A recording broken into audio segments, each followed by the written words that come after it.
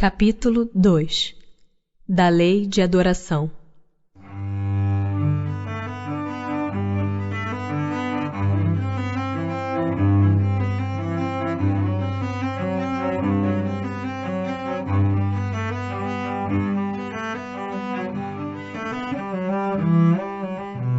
Objetivo da adoração.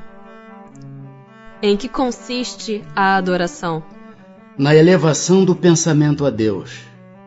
Deste, pela adoração, aproxima o homem sua alma. Origina-se de um sentimento inato a adoração ou é fruto de ensino? Sentimento inato como o da existência de Deus. A consciência da sua fraqueza leva o homem a curvar-se diante daquele que o pode proteger. Terá havido povos destituídos de todo sentimento de adoração? Não, que nunca houve povos de ateus. Todos compreendem que, acima de tudo, há um ente supremo. Poder-se-á considerar a lei natural como fonte originária da adoração? A adoração está na lei natural, pois resulta de um sentimento inato no homem. Por essa razão é que existe entre todos os povos, se bem que sob formas diferentes. Adoração exterior. Precisa de manifestações exteriores a adoração? A adoração verdadeira é do coração. Em todas as vossas ações, lembrai-vos sempre de que o Senhor tem sobre vós o seu olhar. Será útil a adoração exterior? Sim, se não consistir num vão simulacro. É sempre útil dar um bom exemplo, mas os que somente por afetação e amor próprio o fazem, desmentindo com o proceder a aparente piedade, mau exemplo dão e não imaginam o mal que causam. Tem Deus preferência pelos que o adoram desta ou daquela maneira? Deus prefere os que o adoram do fundo do coração, com sinceridade, fazendo o bem e evitando o mal, aos que julgam honrá-lo com cerimônias que os não tornam melhores para com os seus semelhantes. Todos os homens são irmãos e filhos de Deus. Ele atrai a si todos os que lhe obedecem às leis, qualquer que seja a forma sob que as exprimam. É hipócrita aquele cuja piedade se cifra nos atos exteriores. Mau exemplo dá todo aquele cuja adoração é afetada e contradiz o seu procedimento. Declaro-vos que somente nos lábios e não na alma tem religião aquele que professa adorar o Cristo, mas que é orgulhoso, invejoso e cioso, duro e implacável para com outrem, ou ambicioso dos bens deste mundo. Deus que tudo vê dirá: o que conhece a verdade é 100 vezes mais culpado do mal que faz do que o selvagem e ignorante que vive no deserto.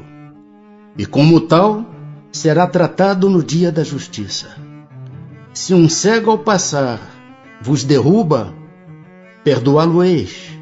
Se for um homem que enxerga perfeitamente bem, queixar-vos-eis, e com razão.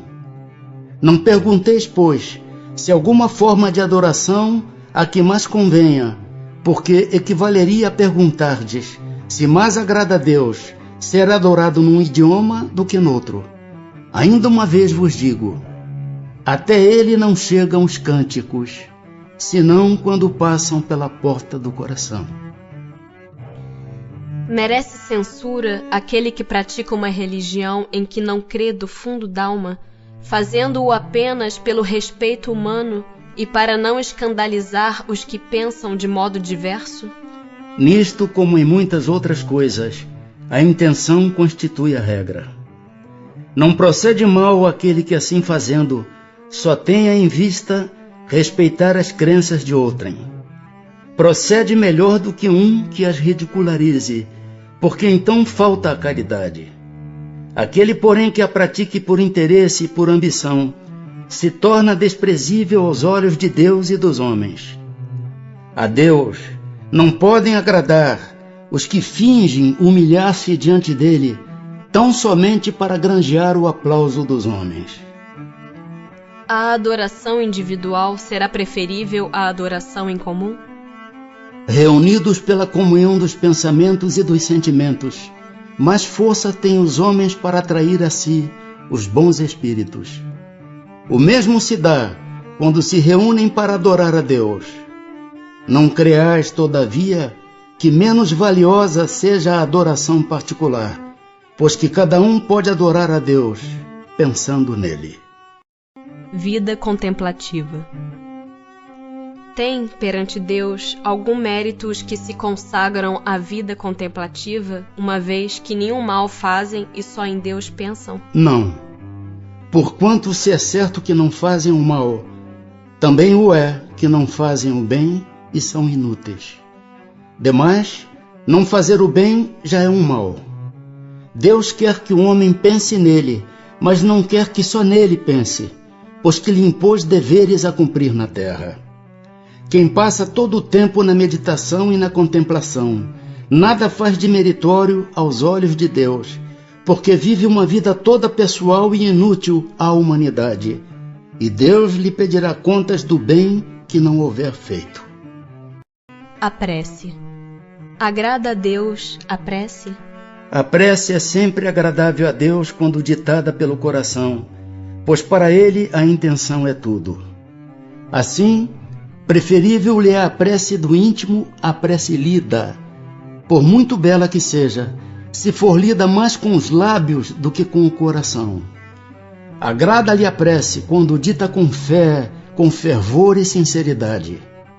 Mas não creas que o toque a prece do homem fútil, orgulhoso e egoísta, a menos que signifique de sua parte um ato de sincero arrependimento e de verdadeira humildade. Qual o caráter geral da prece? A prece é um ato de adoração. Orar a Deus é pensar nele, é aproximar-se dele, é pôr-se em comunicação com ele. Há 3 coisas podemos propor-nos por meio da prece: louvar, pedir, agradecer. A prece torna melhor o homem? Sim, porquanto aquele que ora com fervor e confiança se faz mais forte contra as tentações do mal, e Deus lhe envia bons espíritos para assisti-lo. É este um socorro que jamais se lhe recusa quando pedido com sinceridade. Como é que certas pessoas que oram muito são, não obstante, de mau caráter, ciosas, invejosas, impertinentes, carentes de benevolência e de indulgência e até, algumas vezes, viciosas? O essencial não é orar muito, mas orar bem. Essas pessoas supõem que todo o mérito está na longura da prece e fecham os olhos para os seus próprios defeitos. Fazem da prece uma ocupação, um emprego do tempo, nunca, porém, um estudo de si mesmas. A ineficácia em tais casos não é do remédio, sim da maneira por que o aplicam. Poderemos utilmente pedir a Deus que perdoe as nossas faltas? Deus sabe discernir o bem do mal. A prece não esconde as faltas. Aquele que a Deus pede perdão de suas faltas só o obtém mudando de proceder. As boas ações são a melhor prece. Por isso que os atos valem mais que as palavras. Pode-se, com utilidade, orar por outrem? O espírito de quem ora atua pela sua vontade de praticar o bem. Atrai a si, mediante a prece, os bons espíritos, e estes se associam ao bem que deseja fazer. Podem as preces que por nós mesmos fizermos mudar a natureza das nossas provas e desviar-lhes o curso? As vossas provas estão nas mãos de Deus, e algumas há que têm de ser suportadas até o fim. Mas Deus sempre leva em conta a resignação. A prece traz para junto de vós os bons espíritos, e dando-vos estes a força de suportá-las corajosamente, menos rudes elas vos parecem. Temos dito que a prece nunca é inútil quando bem feita, porque fortalece aquele que ora, o que já constitui grande resultado. Ajuda-te a ti mesmo e o céu te ajudará, bem o sabes. Demais não é possível que Deus mude a ordem da natureza ao sabor de cada um, porquanto o que de vosso ponto de vista mesquinho e do da vossa vida efêmera vos parece um grande mal, é quase sempre um grande bem na ordem geral do universo. Além disso, de quantos males não se constitui o homem o próprio autor, pela sua imprevidência ou pelas suas faltas. Ele é punido naquilo em que pecou. Todavia, as súplicas justas são atendidas mais vezes do que supondes. Julgais de ordinário que Deus não vos ouviu, porque não fez a vosso favor um milagre, enquanto vos assiste por meios tão naturais que vos parecem obra do acaso ou da força das coisas. Muitas vezes também, as mais das vezes mesmo, ele vos sugere a ideia que vos fará sair da dificuldade pelo vosso próprio esforço.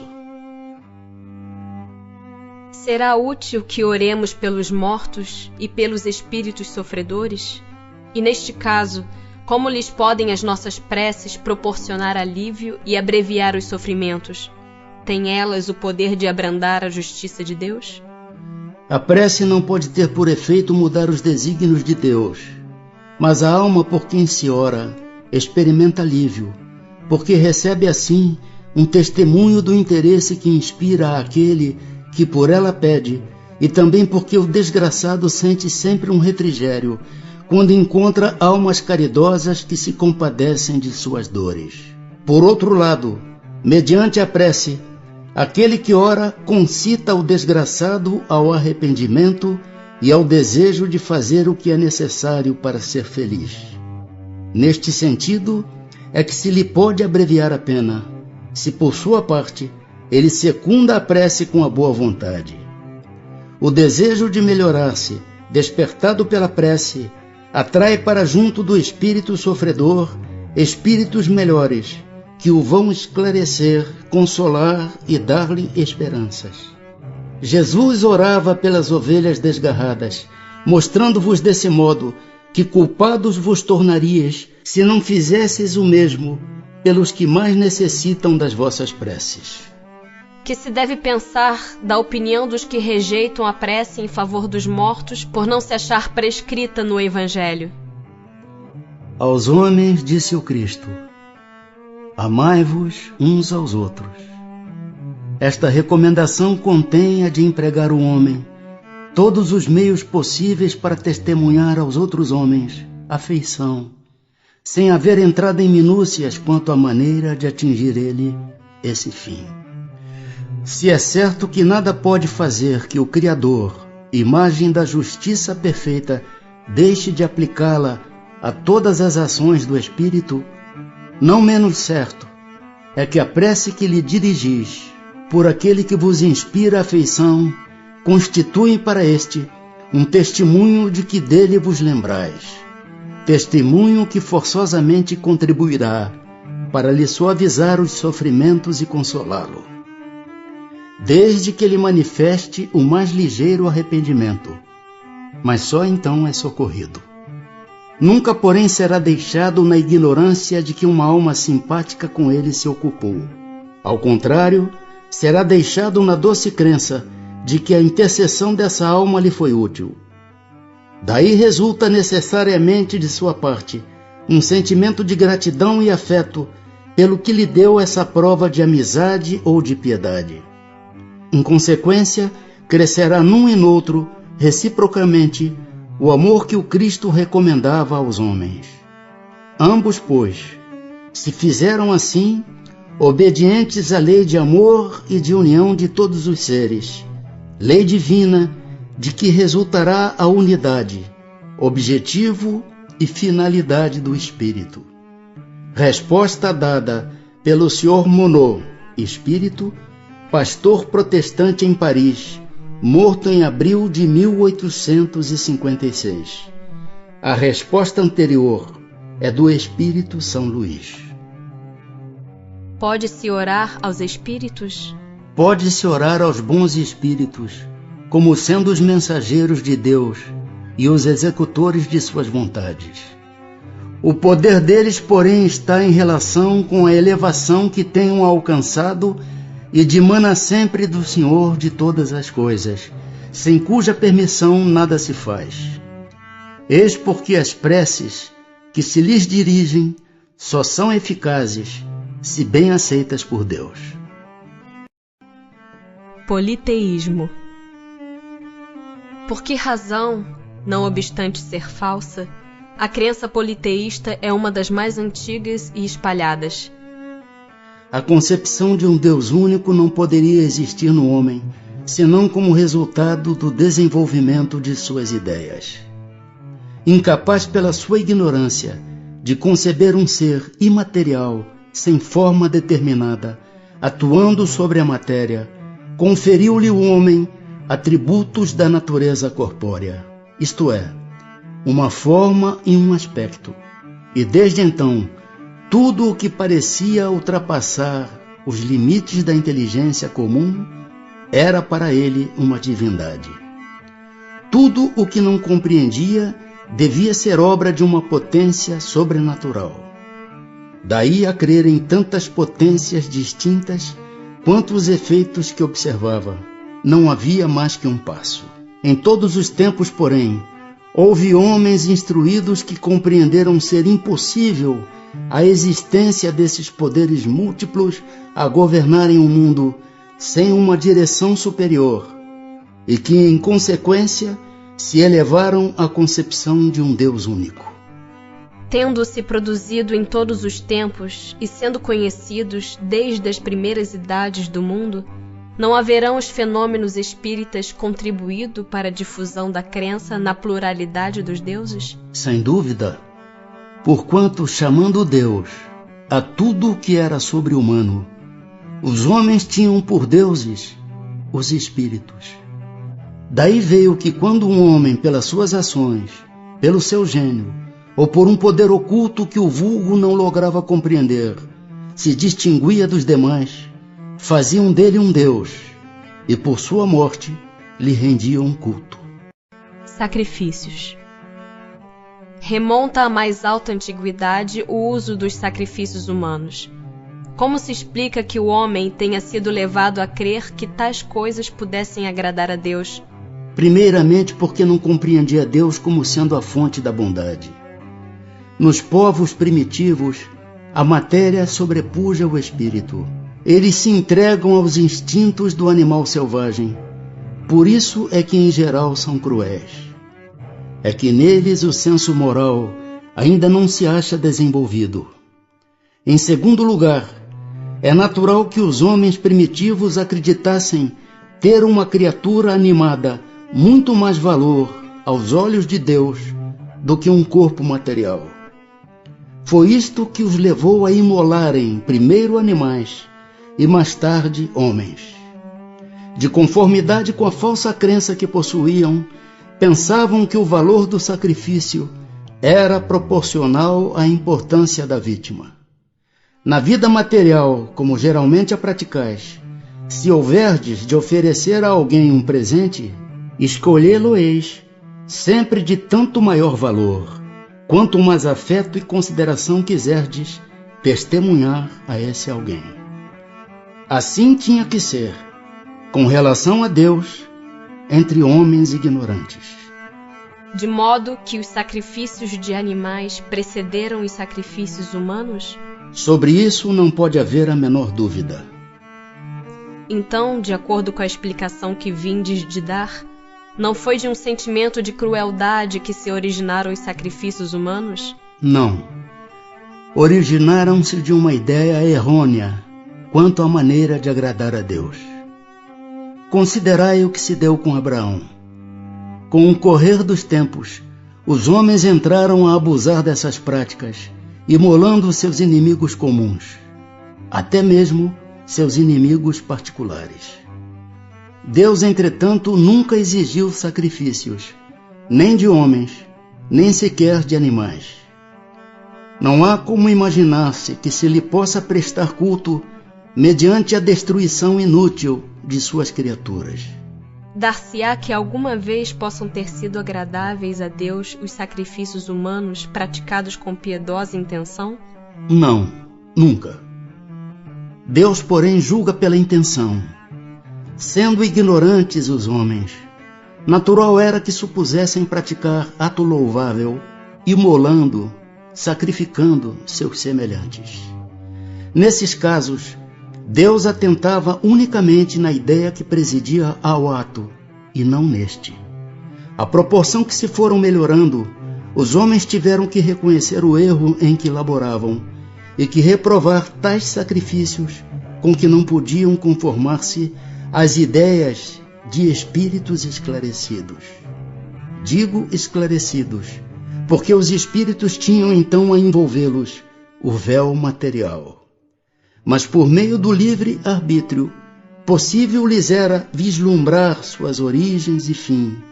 E muitos, por intuição, já compreendiam o mal que praticavam, se bem que nem por isso deixassem de praticá-lo, para satisfazer as suas paixões. Que devemos pensar das chamadas guerras santas?